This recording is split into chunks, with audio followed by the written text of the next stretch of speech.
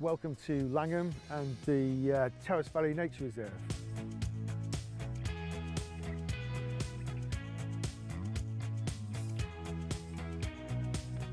If you've been following the story, you'll be aware that the area I'm standing in now was once a shooting estate, a driven grouse moor, and last year was bought by the community of Langham and is now being managed as a nature reserve. One of the most iconic species to be found on the reserve is of course the Hen Harrier.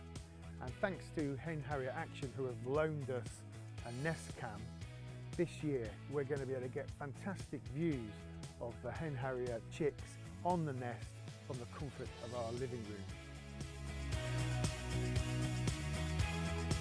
Here we are on Terrace Valley Nature Reserve, and this is the camera which we're going to be using. It's going to get fitted to loads more kit, but that's the camera. Yep. I'm going to hand that over to you. Thank you. For safekeeping. So what's the situation with the birds? I mean, obviously we've got to have a nest to put that Yep. on. As things stand at the moment, we have 4 females and 3 males. 2 of the females a week into incubation.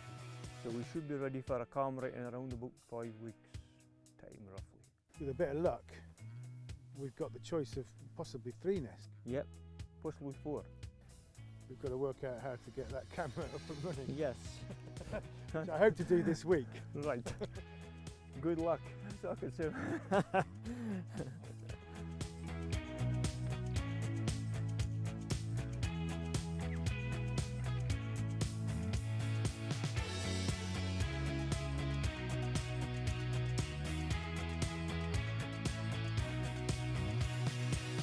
So that's it.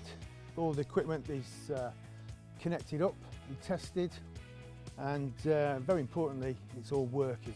So we've got the camera here with its own microphone, long cable, which eventually connects to this little box of tricks, which beams back the images via 4G to the office.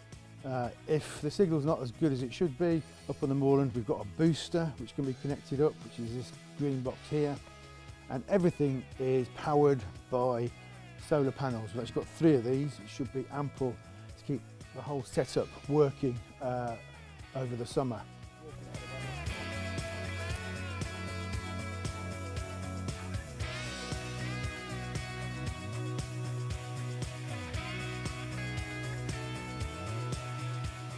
So I think we'll put the camera in once the chicks have hatched. The birds are very sensitive to disturbance when they're still on eggs, but once they've got chicks, they're much more kind of tied to the nest. So yeah, if Andrew's monitoring them, you know, even from a distance, you can tell from the behaviour when they've started feeding chicks, and that's when we could do a quick nest visit, get the camera in place and get it up and running.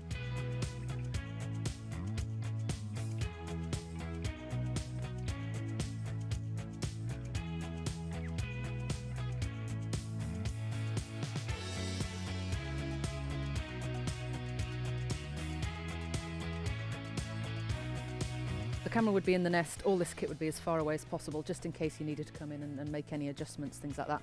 Plus it needs to be fairly well hidden.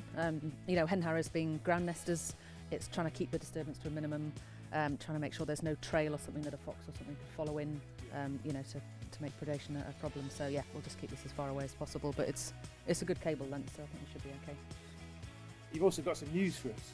I do, yep. The licence came through just today, so really exciting because we were a little bit nervous as to whether it would arrive. The Nature Scott licensing department have been under so much pressure and are dealing with a lot, so we were a little bit touch and go as to whether it would arrive, but yep, it's all come through, so we're good to go. We are good to go. So we've got the licence, we've got the kit. The only thing we need is a birds. nest. Yes.